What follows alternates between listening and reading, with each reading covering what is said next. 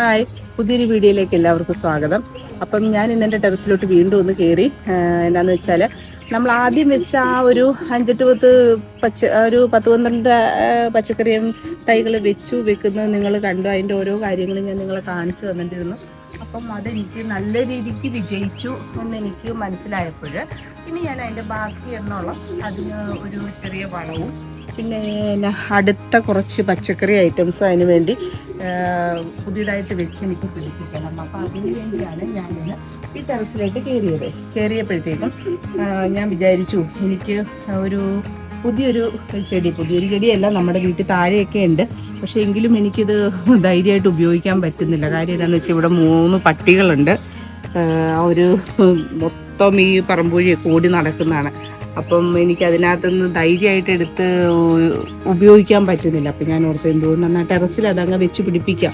എന്നാന്ന് പറഞ്ഞാൽ നമ്മുടെ പുളിയാറില എന്ന് പറയും. പുളിയാറില എന്ന് പറഞ്ഞാൽ നിങ്ങൾ കേട്ട് കാണും, പഴയ ആൾക്കാർക്കൊക്കെ അറിയാം ഒത്തിരി.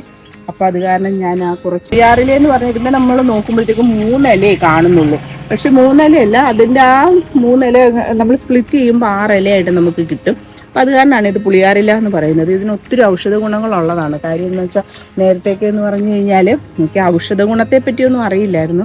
എൻ്റെ മൂത്തമ്മ എനിക്കിത് ചമ്മന്തി അരച്ച്, ഞങ്ങളുടെ വീട്ടിൽ ചമ്മന്തി അരച്ച് തരാറുണ്ട്. അത് എന്നാന്ന് വെച്ചാൽ നല്ല കാന്താരി മുളകും, ഈ വെള്ള കാന്താരിയൊന്നും അല്ല കേട്ടോ, ചെറിയ കുഞ്ഞു കാന്താരിയും പുളിയാറിലയും ഉള്ളിയും മറ്റേ നമ്മുടെ വേപ്പിലയും ഒക്കെ ഇട്ട് നല്ല ഭംഗിയായിട്ട് ഞങ്ങൾക്ക് ചമ്മന്തി അരച്ച് തരാറുണ്ടായിരുന്നു.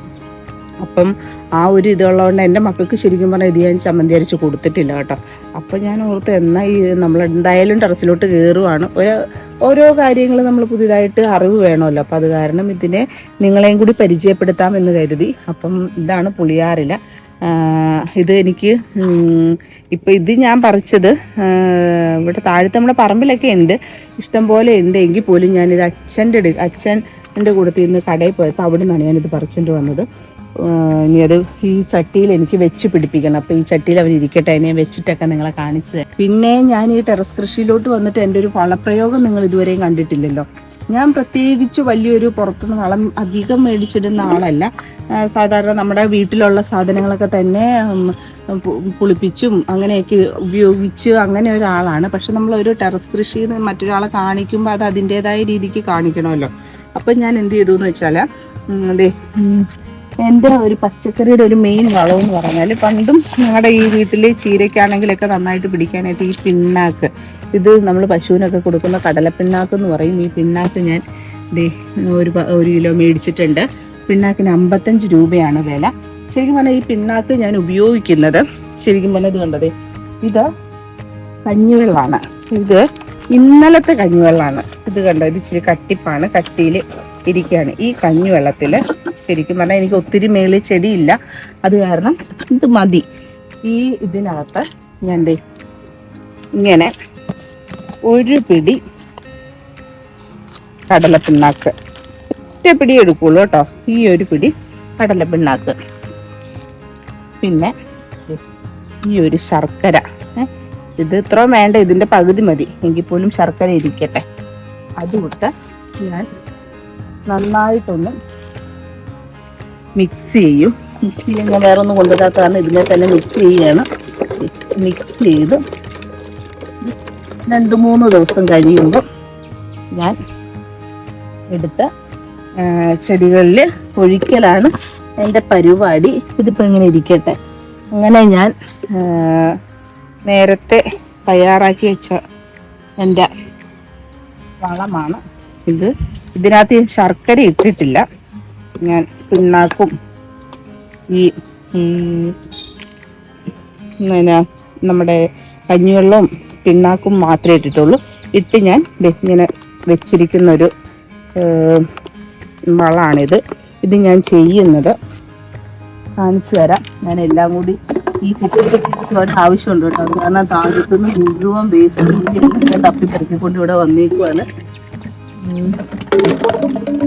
അതെല്ലാം തപ്പി ഇതുപോലൊരു ബക്കറ്റിലോട്ട് ഞാൻ ഒഴിച്ചിട്ട്, അപ്പോൾ ഇത്ര ഇരട്ടിയൊന്നുമില്ല, എനിക്ക് കുറേ വെള്ളം, കുറച്ച് അധികം വെള്ളം ഇതിനകത്ത് ഒഴിച്ച് നേർപ്പിച്ചാണ് ഞാൻ എൻ്റെ ഈ ചെടികൾക്ക് ഒഴിക്കുന്ന. കാര്യം എന്നാന്ന് പറഞ്ഞാൽ ഉണ്ടോ, ഞാൻ ആദ്യം ചെയ്ത എന്താണോ എൻ്റെ ഗ്രോ ബാഗ് നിറച്ചത് അപ്പം ചെയ്ത ആ ഒരു വേപ്പും പിണ്ണാക്കും, ശരിക്കും പറഞ്ഞാൽ വേപ്പും പിണ്ണാക്കും ചാണകവും മാത്രമേ ആ തക്കാളിക്ക് ഞാൻ കൊടുത്തിട്ടുള്ളൂ. പിന്നെ ഞാൻ ഇടയ്ക്ക് ചാരം കൊടുക്കാറുണ്ടായിരുന്നു. പിന്നെ മുട്ടത്തൊണ്ട് ഞാൻ പൊടിച്ച് ചേർത്തിട്ടുണ്ട് കേട്ടോ. മുട്ടത്തൊണ്ട് പൊടിച്ച് തക്കാളിക്ക് ചേർത്തിട്ടുണ്ട്. എൻ്റെ പയറിനാണെങ്കിലും ശരിക്കും പറഞ്ഞാൽ അതുപോലും ചെയ്തിട്ടില്ല, ചാണകം മാത്രമേ ചെയ്തിട്ടുള്ളൂ. വേപ്പിൻ പിണ്ണാക്കൊന്നും ഞാൻ അത് ഇട്ട് കൊടുത്തിട്ട് അധികം നല്ല ഇട്ട് കൊടുത്തിട്ടില്ല. പിന്നെ വഴുതനയ്ക്ക് എന്ന് പറഞ്ഞാൽ ശരിക്കും ഞാൻ ഈ ടെറസിലെ പായലില്ല ശരിക്കും വഴുതന വെച്ചത്. പിന്നെ ഒരു ശകലം മണ്ണും ചാണാനും മാത്രമേ ഇട്ടിട്ടുള്ളൂ. ഒരു നല്ലൊരു വളപ്രയോഗം ഇതുവരെയും ഞാൻ എൻ്റെ ഈ കൃഷിയുടെ അകത്ത് ഞാൻ കൃഷിക്ക് ചെയ്തിട്ടില്ല.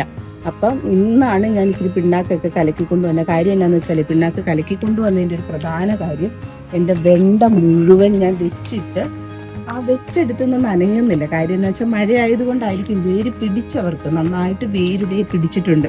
അപ്പം ഞാൻ ഓർത്തു ഈ മഴയാണെങ്കിലും ശകലിച്ചങ്ങ് ഒഴിച്ചു കൊടുത്താൽ ഞാൻ 2 ദിവസം കഴിയുമ്പോൾ ഇതിൻ്റെ റിസൾട്ട് നിങ്ങളെ കാണിച്ചു തരാം. നല്ലൊരു വ്യത്യാസം ഉണ്ടാവും ഈ വളം. അപ്പം ഞാൻ ഈ പിണ്ണാക്കും ഇതൊക്കെ കലക്കി ഞാൻ ഇച്ചിരി ഇവർക്കൊക്കെ കൊടുക്കട്ടെ.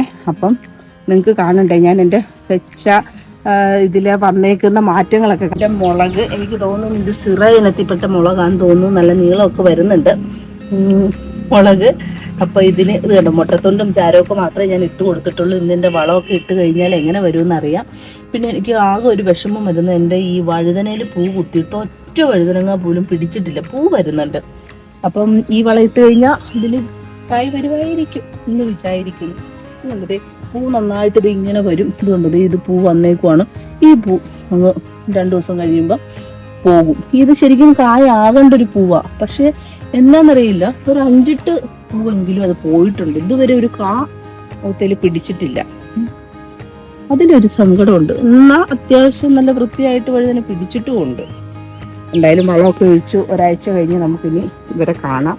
അപ്പം ഞാൻ വളമൊക്കെ ഒഴിച്ചിട്ട് കൊടുത്തിട്ട് വരാം. അപ്പം ഇന്നത്തെ എൻ്റെ വീഡിയോ ഇത്രയേ ഉള്ളൂ. എല്ലാം